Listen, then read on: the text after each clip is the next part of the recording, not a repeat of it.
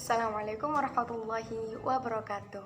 Kami dari kelompok 2 pelajaran Al-Quran dengan dosen pengampu Bapak Muhammad Saleh Asingkili SPD MPD akan membawakan judul Mukjizat Al-Quran dengan anggota Nadila Agnestasya Suyadi, Raflio Kholis Nugraha, dan Rizky Rwanda Silitonga. Pengertian mukjizat. Kata mukjizat dalam Kamus Besar Bahasa Indonesia diartikan sebagai kejadian ajaib yang sukar dijangkau oleh kemampuan akal manusia. Pengertian ini tidak sama dengan pengertian kata tersebut dalam agama Islam. Kata mukjizat diambil dari bahasa Arab, yaitu arjaza, yang berarti melemahkan atau menjadikan tidak mampu. Pelakunya atau yang melemahkan disebut mu'jiz, dan apabila kemampuannya melemahkan pihak lain amat menonjol sehingga mampu membungkam lawan, ia disebut mukjizat. Assalamualaikum warahmatullahi wabarakatuh. Macam-macam mukjizat. Secara garis besar, mukjizat dapat dibagi dalam dua bagian pokok, yaitu mukjizat yang bersifat material, indriawi, lagi tidak kekal, dan mukjizat imaterial, logis, lagi dapat dibuktikan sepanjang masa. Mukjizat nabi-nabi terdahulu kesemuanya merupakan jenis yang pertama. Mukjizat mereka bersifat material dan indriawi dalam arti keluar biasaan tersebut dapat dilaksanakan atau dijangkau langsung lewat indera oleh masyarakat tempat nabi tersebut menyampaikan risalahnya. Al-misal perahu Nabi Nuh alaihissalam yang dibuat atas petunjuk Allah Subhanahu wa taala sehingga mampu bertahan dalam situasi ombak dan gelombang yang sangat dahsyat. Tidak terbakarnya Nabi Ibrahim alaihissalam dalam kobaran api yang sangat besar. Tongkat Nabi Musa alaihissalam yang beralih wujud menjadi ular.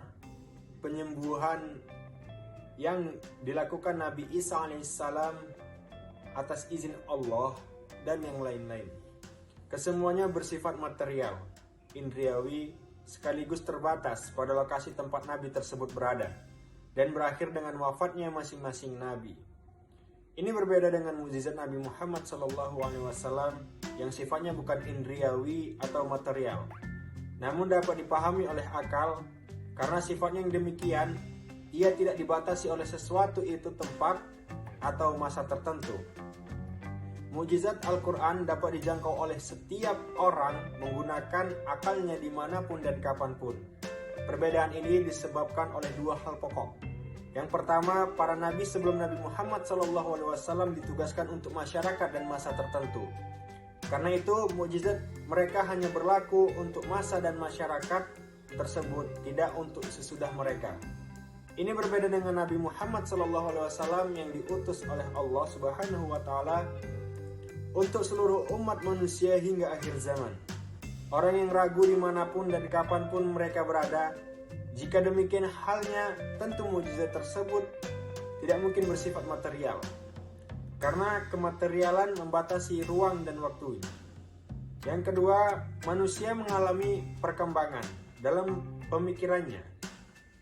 Auguste Comte lahir tahun 1798 dan wafat tahun 1857 berpendapat bahwa pikiran manusia dalam perkembangan mengalami 3 fase.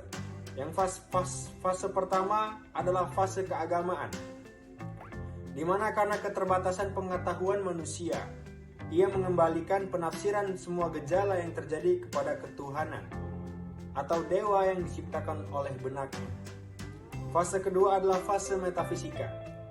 Dalam fase ini manusia menafsirkan gejala atau fenomena yang ada dengan mengembalikannya kepada prinsip-prinsip yang merupakan sumber awal atau dasarnya.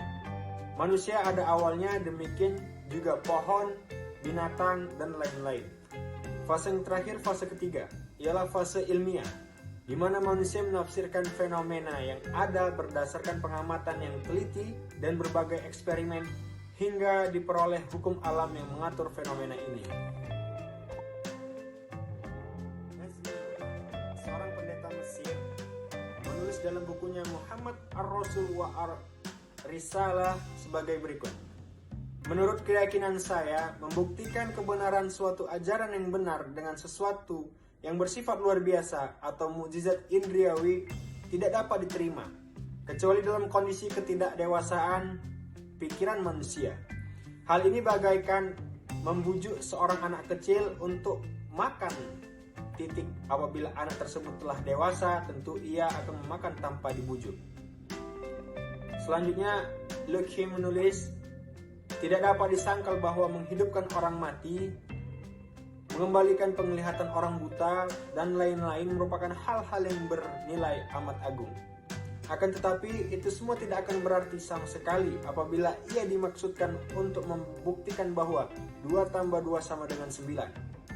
Karena itu adalah wajar jika dipaparkan kepada manusia yang telah mencapai kedewasaannya, bukti-bukti rasional dan logis. C.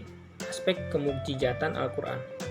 Nabi Muhammad SAW adalah nabi yang mempunyai mukjizat terbesar berupa Al-Quran. Imam Jalaluddin Asyuyuti berpandangan bahwa mukjizat adalah suatu hal atau peristiwa luar biasa yang disertai tantangan dan selamat. Tidak ada yang sanggup menjawab tantangan tersebut. Sedangkan Al-Quran dalam pandangan Muhammad Subhi Salih adalah kalam mukjiz atau dapat melemahkan yang diturunkan kepada Nabi Muhammad SAW. Ditulis dalam mushaf dan disampaikan secara mutawir serta membacanya dianggap ibadah. Kemudian muncullah pertanyaan, bagaimana aspek-aspek kemujizatan yang terdapat dalam Al-Quran? Para ulama berbeda pendapat dalam melihat aspek-aspek kemujizatan Al-Quran, akan tetapi secara umum setidaknya terdapat 4 aspek kemujizatan Al-Quran. Yang pertama, aspek asy-syarfah atau permalingan. Ibu Ishaq Ibrahim An-Nazam, ulama ahli kalam, berpendapat bahwa kemukjizatan Al-Quran terjadi dengan cara asy-syarfah atau pemalingan.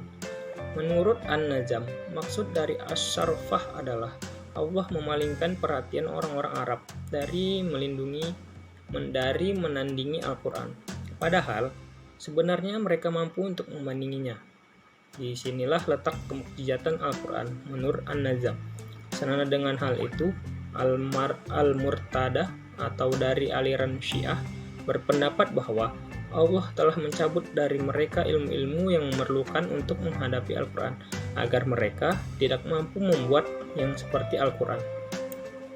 Kedua, aspek balaghah atau kaidah kebahasaan. Qadi Abu Bakar Muhammad Ibnu Taib Al-Bakalani dalam kitabnya Ijazul Quran dan At-Tariq Awal Irsyad berpandangan bahwa bahasa Arab yang digunakan dalam Al-Quran dipandang sebagai bahasa yang istimewa, baik dari segi gaya bahasa, susunan kata-kata, maupun ketelitian redaksi yang digunakannya. Keindahan bahasa Al-Quran jauh melebihi keindahan bahasa yang disusun oleh para sastrawan Arab. Ketiga, aspek kandungan isinya. Perihal aspek kandungan isi Al-Quran secara garis besar dapat dibagi menjadi 2 bagian, yaitu berita tentang hal-hal yang gaib dan isyarat-isyarat ilmiah. Perihal berita gaib, isi kandungan Al-Quran banyak menginformasikan tentang berita gaib yang terjadi sebelumnya, yaitu berita tentang orang-orang terdahulu. Juga berita gaib yang akan terjadi atau sesudah turunnya wahyu, seperti kemenangan yang akan diperoleh tentara Romawi dalam menghadapi bangsa Persia dalam Quran Surah Ar-Rum ayat 1-6. Kemurnian Al-Quran yang akan tetap terpelihara dalam Quran Surah Al-Hijr ayat 9, serta berbagai masalah gaib lainnya yang ditunjukkan oleh Al-Quran, baik secara eksplisit maupun implisit. Selain itu, berita gaib yang sedang terjadi di tempat lain seperti maksud jahat orang-orang munafik dengan membangun masjid Firar dalam Quran Surah At-Taubah ayat 107. Keempat, aspek kesempurnaan syariatnya. Syariat Islam menunjukkan bentuk yang paling sempurna jika dibandingkan dengan bentuk perundang-undangan manapun yang pernah ada di dunia ini. Selain itu, syariat Islam juga diakui sebagai syariat yang sesuai dengan kebutuhan manusia, karena berasal dari pencipta manusia itu sendiri, sedangkan tujuan utamanya untuk membebaskan manusia dari dunia gelap gulita menuju dunia yang terang benderang sebagaimana dalam Quran Surah Al-Baqarah ayat 257. Pembuktian ilmiah kemukjizatan Al-Quran. Berbagai upaya telah dilakukan para ilmuwan untuk mengungkap makna ayat-ayat Al-Quran. Banyak metode ilmu pengetahuan yang digunakan. Hal ini tidak terlepas dari semakin banyaknya minat yang menarik perhatian para ilmuwan tersebut, terutama semakin banyaknya temuan-temuan ilmu pengetahuan dan teknologi terkini yang membuktikan kebenaran pernyataan dalam Al-Quran.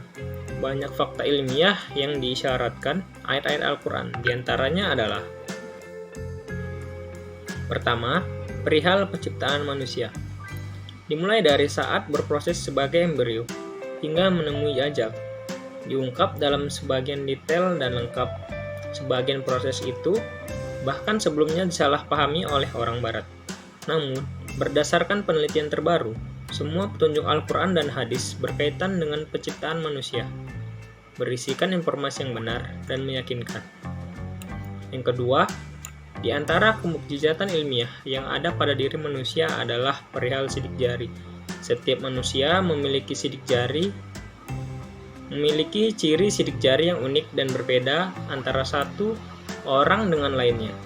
Keunikan sidik jari baru ditemukan pada abad 19. Sebelum penemuan itu, sidik jari hanya dianggap sebagai lengkungan biasa yang tidak memiliki arti. Ketiga, dalam Islam, ada makanan dan minuman tertentu yang dilarang untuk dikonsumsi.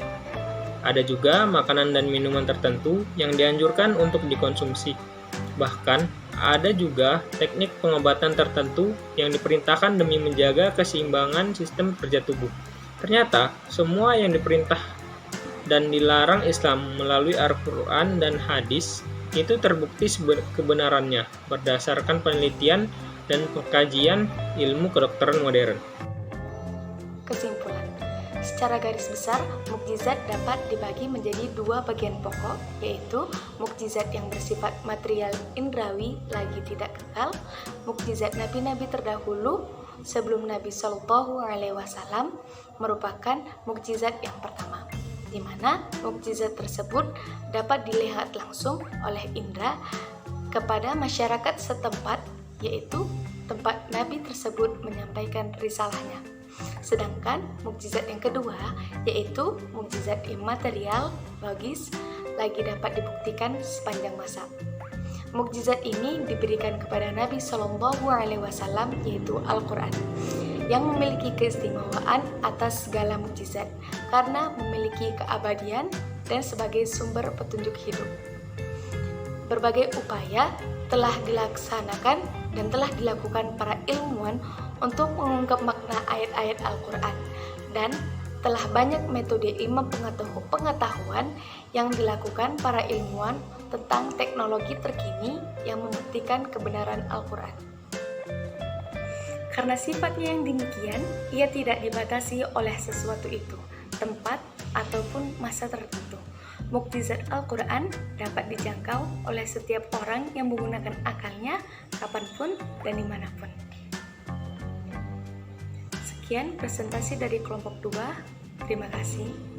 Wal akhir, wassalamualaikum warahmatullahi wabarakatuh.